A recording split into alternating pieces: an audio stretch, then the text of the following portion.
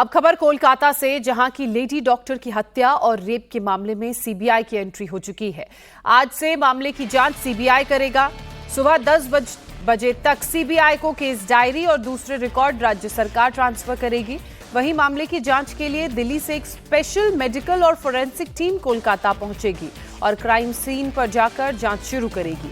दरअसल पुलिस और ममता सरकार की कार्रवाई से नाराज कलकत्ता हाईकोर्ट ने मामला सीबीआई को सौंपा। मंगलवार को सुनवाई के दौरान हाईकोर्ट ने पुलिस से पूछा था कि उसके पोस्टमार्टम रिपोर्ट आने से पहले मामले की जांच आत्महत्या के एंगल से क्यों की गई, जिस पर पुलिस कोई जवाब नहीं दे पाई। इसके साथ ही पुलिस हाईकोर्ट को केस डायरी भी नहीं दे सकी थी, जिससे नाराज कोर्ट ने मामला सीबीआई को दे दिया। दूसरी ओर आशंका है कि सीबीआई के पहुंचने के पहले ही आरजी कर मेडिकल कॉलेज में सबूत मिटाने की कोशिश की गई, जहां मेंटेनेंस के नाम पर दीवारों पर हथौड़ा तक चला दिया गया।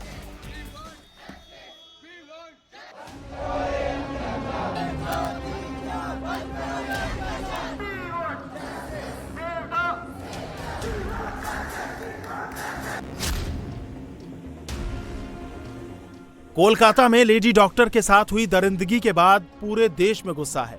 दिल्ली से लेकर बिहार और मुंबई से लेकर भोपाल तक लोग इंसाफ की मांग कर रहे हैं। ऐसे में अब लोगों की उम्मीदें केंद्रीय जांच ब्यूरो पर जा टिकी हैं।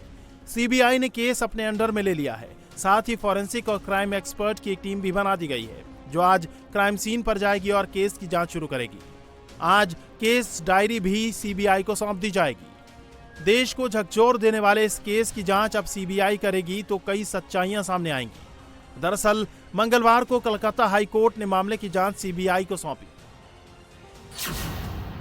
कोर्ट ने नाराजगी जाहिर करते हुए पुलिस से पूछा कि पोस्टमार्टम रिपोर्ट आने से पहले पुलिस ने इसे आत्महत्या का मामला क्यों कहा।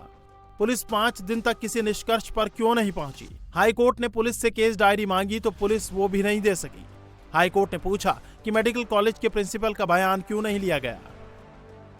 हाई कोर्ट ने पुलिस के साथ साथ ममता सरकार को भी जमकर फटकार लगाई।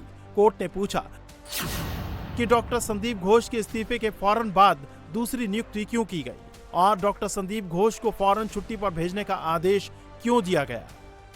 हाई कोर्ट की सख्ती के बाद छात्रों को इंसाफ की उम्मीद जगी है। हम लोग ये सुन के बहुत खुश है। हम लोग को मन में बहुत शांति मिल रहा है कि हाँ, अभी सीबीआई का हाथ में गया है तो प्रमाण के साथ, सही प्रमाण के साथ अभी जोजी को पकड़ा जरूर जाएगा। अभी तो सोच रहे क्या अच्छा हुआ सीबीआई को मिला है, क्योंकि कोलकाता पुलिस जितनी स्पीड से काम कर रहा था उससे जस्टिस तो नहीं मिलता। अभी क्या कभी भी नहीं मिलता। अभी अगर सीबीआई अगर सच ठीक से देख ले तो अच्छा होगा। यही हमारा डिमांड था। Higher authorities already resign, but ये एक जो डिमांड था ये हमारा फुलफिल हो। ये जो मास रैली हुआ था, जो अभी भी हो रहा है, इसके वो दबाव में ये जो हुआ ना सीबीआई का, अब में हमको लगता है कि इन्वेस्टिगेशन प्रॉपर होगा and we will get some more clues that who are the culprits. High court के आदेश से कोलकाता पुलिस के साथ साथ ममता सरकार की किरकिरी हो रही है। वहीं बीजेपी हमलावर हुई तो टीएमसी ने हाई कोर्ट पर ही सवाल उठा दिए। पुलिस लोग ही सबसे पहले झूठ बोला था। उनका गार्जियन को, उसका पेरेंट्स को भी 3 घंटा 4 घंटा बैठ के रखा था। वही पुलिस ने फोन करके बताया था कि इसका ये सुसाइड हुआ है। भयावह जो घटना घटी है, ये एक आदमी का काम नहीं है। प्रभावशाली जो लोग जुड़े हैं उसका नाम सामने है। बंगाल का जनता जानना चाहते हैं, बंगाल का बेटी लोग जानना चाहते हैं, बंगाल का माँ बाप लोग जानना चाहते हैं, बंगाल का परिवार लोग जानना चाहते हैं कि सच सामने आए। और जब तक सच सामने नहीं आएगा तो हम लोग आवाज उठाएंगे। Within 24 hours, one accused has been arrested. Honorable CM specifically and clearly told that उन्होंने कह दिया था पूरा इन्वेस्टिगेशन होगा, फास्ट ट्रैक कोर्ट में होगा और फांसी का सजा पुलिस तैयार करेंगे। इसके साथ सीएम बोल दिया था अगर कोई दूसरा एजेंसी सीबीआई जैसा उसके हाथ में ये इन्वेस्टिगेशन जाएगा तो उनका कोई ऑब्जेक्शन नहीं है। तो आज कोर्ट के हियरिंग के बाद में ऑनरेबल हाई कोर्ट वो सीबीआई को दे दिया, तो सीबीआई अभी इन्वेस्टिगेशन करेंगे। प्रदर्शनकारी छात्र इस मामले में पहले दिन से साजिश का आरोप लगा रहे हैं। आज सीबीआई की टीम घटनास्थल पर पहुंचेगी, लेकिन उससे पहले ही हैरान कर देने वाली तस्वीरें सामने आ गई। जिस सेमिनार हॉल में लेडी डॉक्टर की डेड बॉडी मिली थी, पहले तो पुलिस ने उसे सील नहीं किया और अब वहां से सटी दीवारों पर हथौड़ा चलने लगा है।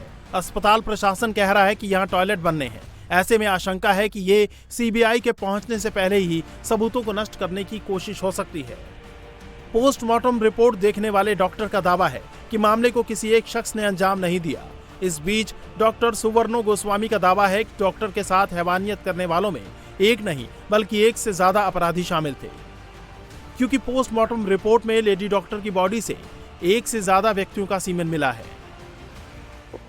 पोस्टमार्टम रिपोर्ट जो दिखाया उसमें ये क्लियर हुआ कि मल्टीपल इंजरीज था उसकी बॉडी में, उसके सारे शरीर में स्काल से लेकर पैर तक मल्टीपल इंजरी थी और she was murdered by strangulation, गला दबा के मरा है और सांस रोक करके।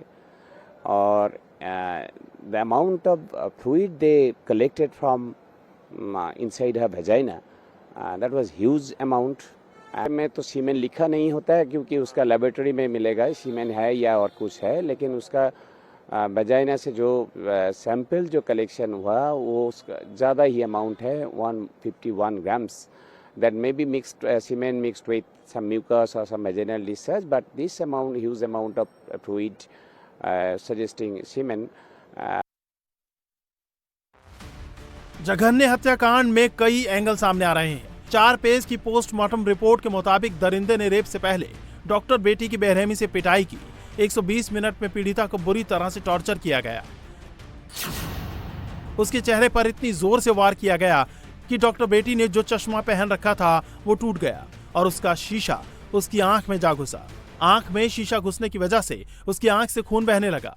पीड़िता शोर न मचा सके, इसलिए आरोपी ने उसके चेहरे को इतनी जोर से दबाया कि उसके गर्दन की हड्डी टूट गई। आरोपी ने पीड़िता का एक बार नहीं बल्कि 2 बार गला घोटा। पीड़िता के होंठ और पेट पर भी चोट के निशान थे। पीड़िता के दाएं हाथ और बाएं पैर पर भी चोट थी और उसके प्राइवेट पार्ट से ब्लीडिंग हो रही थी। यह भी खुलासा हुआ है कि संजय रॉय वारदात वाली रात 2 बार अस्पताल आया। वो 2019 से कोलकाता पुलिस के साथ एक वॉलंटियर के तौर पर जुड़ा था और कोलकाता पुलिस लिखी टी-शर्ट पहनकर घूमता था। आरोप ये भी लग रहे हैं कि संजय रॉय कई पुलिसकर्मियों को वसूली करने में मदद करता था।